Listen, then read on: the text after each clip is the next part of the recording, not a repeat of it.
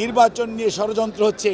কেউ কেউ বলার চেষ্টা করেন প্রধান উপদেষ্টা মহোদয় তো প্রধান নির্বাচন কমিশনার নির্বাচন কমিশনকে বলে দিয়েছেন ফেব্রুয়ারির মধ্যভাগের মধ্যে নির্বাচন সম্পন্ন করতে। আর যখন আমরা শুনতে পাই সরকারের একটি অংশ এখনও যারা সরকারের সাথে সম্পৃক্ত আছেন সেই অংশের পক্ষ থেকে কেউ কেউ যখন বলেন নির্বাচন এটা না করলে হতে দিব না, ওটা না করলে হতে দিব না, আবার গণতন্ত্রের কথা বলবেন। এই দেশের মানুষ গণতন্ত্রগামী মানুষ, এই দেশের মানুষ জানতে চায় তার প্রতিনিধিকে, তাদেরকে সরাসরি দেখতে চায়। এই দেশের মানুষ পিআর সিস্টেম কি সেটি কোনোদিন প্র্যাকটিস করেও নাই, সেটি জানেও না। পৃথিবীর অনেক দেশে পিআর আছে, নন পিআর আছে, বাট সবচেয়ে বড় গণতান্ত্রিক দেশ হচ্ছে আপনার ভারত, তারপরে বলেন ইউকে, তারপরে বলেন ইউএসএ। ওখানে কোথায় পিআর পদ্ধতি অনুসৃত হচ্ছে? কোথাও না। কাজেই মনে রাখতে হবে জনগণ তার প্রতিনিধিকে সরাসরি দেখতে চায়, নির্বাচিত করতে চায়, দায়বদ্ধ করতে চায় এবং তাকে জবাবদিহিতার আওতায় আনতে চায়। কাজেই কোনো অবস্থাতেই যারা পেছনের দরজা দিয়ে ক্ষমতার স্বাদ গ্রহণ করার জন্য চিন্তা ভাবনা করছেন তারাই হয়তো পিআর পদ্ধতির কথা বলে থাকেন, কিন্তু আমরা অত্যন্ত স্পষ্ট ভাষায় বলতে চাই জনগণের মনের ভাষা বোঝার চেষ্টা করুন।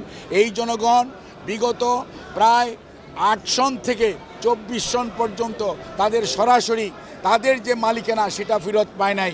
বিভিন্ন ধরনের নির্বাচন হয়েছে, আমি সেদিকে যেতে চাই না, কিন্তু আজকে মানুষের জন্য আকাঙ্ক্ষা হচ্ছে আমার ভোট আমি দেব, যাকে খুশি তাকে দিব, নির্বিঘ্নে দিব, নিঃশঙ্ক চিত্তে দিব। কাজেই যারা আজকে ধমক দেন নির্বাচন হতে দেবেন না, তারা কি ভেবে দেখেছেন জনগণ কি এটা চায়? জনসমর্থন কি এটাতে আছে? আপনারা মব কালচার সৃষ্টি করছেন, দেশের আইন শৃঙ্খলা পরিস্থিতি কোন দিকে নিয়ে যাচ্ছেন? দেশের শিক্ষা ব্যবস্থা গত 1 বছর যাবৎ কী ধরনের পড়াশোনা হচ্ছে সেটিকে আপনারা লক্ষ্য করেছেন? আপনারা সব সময় বলেন যে নতুন প্রজন্ম, আমরা কি পুরনো প্রজন্ম আর আপনারাই কি নতুন প্রজন্ম? কখনোই না। মনে রাখবেন ঢাকা বিশ্ববিদ্যালয় যখন জুলাই 24-এ বন্ধ হয়ে গিয়েছিল তখন অনেকেই আন্দোলন ক্ষান্ত দিয়ে বাড়িতে চলে গিয়েছিলেন। এই বাংলাদেশের বেসরকারি বিশ্ববিদ্যালয় এবং পাবলিক বিশ্ববিদ্যালয় ঢাকার বাইরে যারা ছিল, ছাত্র জনতা, রাজনৈতিক নেতৃবৃন্দ সবাই ঐক্যবদ্ধভাবে সেই আন্দোলনকে টেনে নিয়ে গেছে। সেই আন্দোলন 5ই আগস্ট তার কাঙ্ক্ষিত ফল অর্জন করতে পেরেছে এবং স্বৈরাচার পালিয়ে গেছে। কাজেই এটি ঐক্যবদ্ধ জনতার আন্দোলন, ঐক্যবদ্ধ ছাত্র জনতার আন্দোলন, কোনো একক গোষ্ঠীর এই আন্দোলন নয়। কাজেই কেউ কোনো অবস্থাতেই ধমক দিয়ে বাংলাদেশের মানুষকে দাবিয়ে রাখবেন। ইতিহাস শিক্ষা দেয় যারা 73-এও ছিলেন তারাও যেমন দাবিয়ে রাখতে পারেন নাই, আর বিগত স্বৈরাচার অনেক ধমক, অনেক প্রশাসন, অনেক আইন শৃঙ্খলা রক্ষাকারী বাহিনী, অনেক গুম, অনেক শহীদ, অনেক পঙ্গুত্ব বরণ করিয়েছেন, তারপরও বাংলাদেশের মানুষকে দাবিয়ে রাখা যায় নাই, ওনাদের শেষ রক্ষা হয় নাই। কাজে আমরা বলবো আসেন আমরা সবাই মিলে ঐক্যবদ্ধভাবে যারা 24-এর যেই জুলাই আন্দোলন এর সবাই একসাথে ছিলাম, একসাথে থাকি এবং দেশের মানুষের উপর দায়িত্ব দেই তারা তাদের নেতৃত্ব নির্বাচিত করুক এবং সেই নেতৃত্বের মাধ্যমেই আগামীর বাংলাদেশ হবে। তাহলেই শহীদদের আত্মা শান্তি পাবে, পঙ্গুত্ব বরণকারী মানুষগুলো তাদের যে কষ্ট কিছুটা হলেও লাঘব হবে। আমাদের এখন দায়িত্ব হচ্ছে সবাইকে সাথে নিয়ে আগামীতে এমন একটি জাতীয় নির্বাচনের পরিবেশ সৃষ্টি করা যেখানে মানুষ নির্বিঘ্নে তার ভোটাধিকার প্রয়োগ করতে পারবে, জনগণ বেছে নেবে তার প্রতিনিধি কে হবে।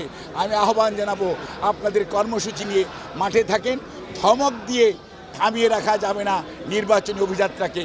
বিএনপি সবসময় জনগণের কথা বলে, জনগণের অধিকারের কথা বলে, গণতন্ত্রের কথা বলে।